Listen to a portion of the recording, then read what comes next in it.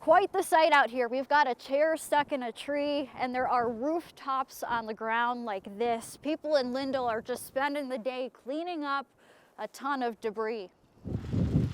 The town of Lindell's used to wind, but nothing like this. It was horrible. Miss Bishop woke up early for work when she heard the wind and snow. I thought a train has jumped the tracks and was coming through my house, honestly. She didn't look outside. Oh yeah, I was scared. I was terrified.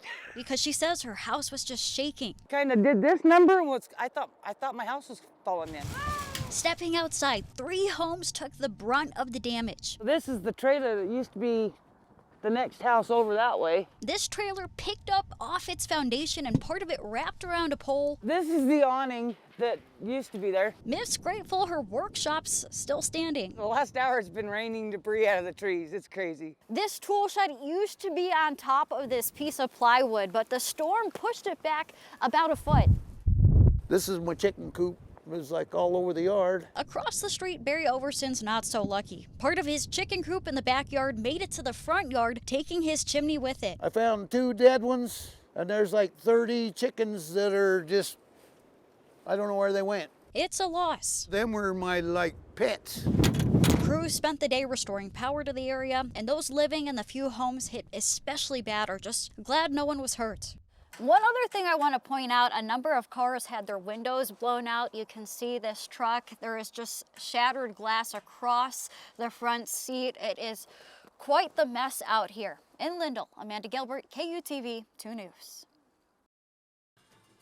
Early October snow gave a nice bump to sun and ski sports, according to manager Patrick Murray. But now, of course, with the temperatures moderating and the warm weather, we've definitely seen a dip in business. Park City Mountain has yet to announce their new opening date, but Murray says the sooner the better. Oh, absolutely. I mean, the sooner we could get ski business rolling, I mean, you know, the white gold, that's why we're all here. It's what makes Park City roll. No question. While ski sales and rentals may slow without snow, for Red Banjo, a pizza place on Park City's Main Street, owner Tyler Tolley says they could actually be busier. If there's not a lot of snow, the mountain resort for Thanksgiving, it tends to be busier on Main Street.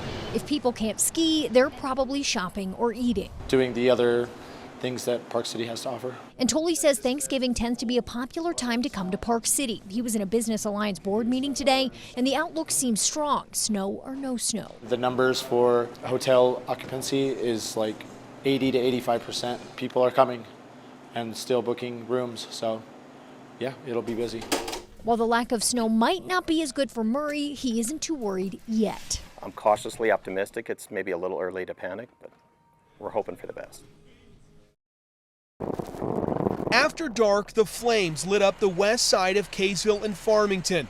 The legacy fire keeping firefighters on guard and neighbors on edge. When you see flames that are 30, 40 feet high and the wind blowing them towards your house, it is a little scary. People on the west end of Davis County saw smoke, then flames around 2:30 after lightning sparked the fire. It started out as just this little spot out there and, you know, black smoke, and yeah, it just went crazy.